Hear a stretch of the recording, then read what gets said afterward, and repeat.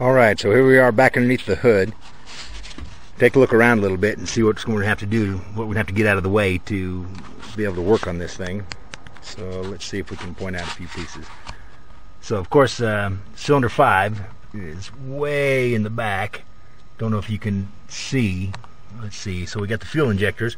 We have, number 1 up here in the front. 1, 2, 3, 4, 5 way back in the back. You can see a little bit of it, and the spark plug holes right there beside it. So we have to get some of this stuff out of the way. So under here is the throttle body, and what there'll be is the throttle and the cruise control are these two cables coming in here that we're going to want to disconnect. Have some exhaust gas recirculation. We want to get all this out of the way, so this will come off, and these two cables, which are the throttle cables, they'll get out of the way. We'll remove this here for this exhaust gas recirculation.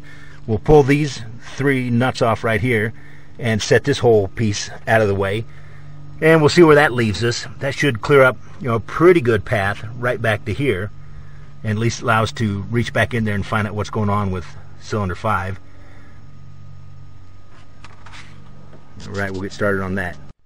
Alright, here we are back to this Triton V10 with the blown number 5 spark plug. So there are 2 schools of thought on these blown plugs on these aluminum heads. One school of thought is, if it ain't broke, don't break it. So if you only blew one plug, fix the one plug and leave the rest alone.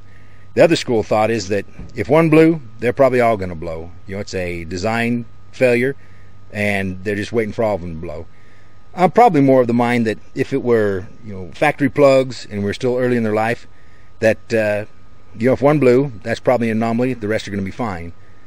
Since I bought this truck used, and the fellow who owned it before me was a mechanic, and he went through and changed all the plugs, my suspicion is what happened is that when he put the new plugs in, it might have got them a little bit tight and compromised the aluminum threads in the cylinder head. And so I have a gut feeling that there's probably more than one is compromised. So what I'm leaning toward is putting inserts in all of them. So I know I need to insert number 5 because it's blown and the threads are ripped out of it, but I'm leaning toward putting inserts in the rest of them. Now, as you can see, cylinders 1, 2, 3, well, they're readily accessible, so that shouldn't be too bad to do these. Number 4, you can still see the coil back there. That one's going to be a little bit of a drag, and number 5, of course, is way in the back. So 5 is going to be the worst. These 3 ought to be pretty straightforward. Number 4, yeah, we'll see.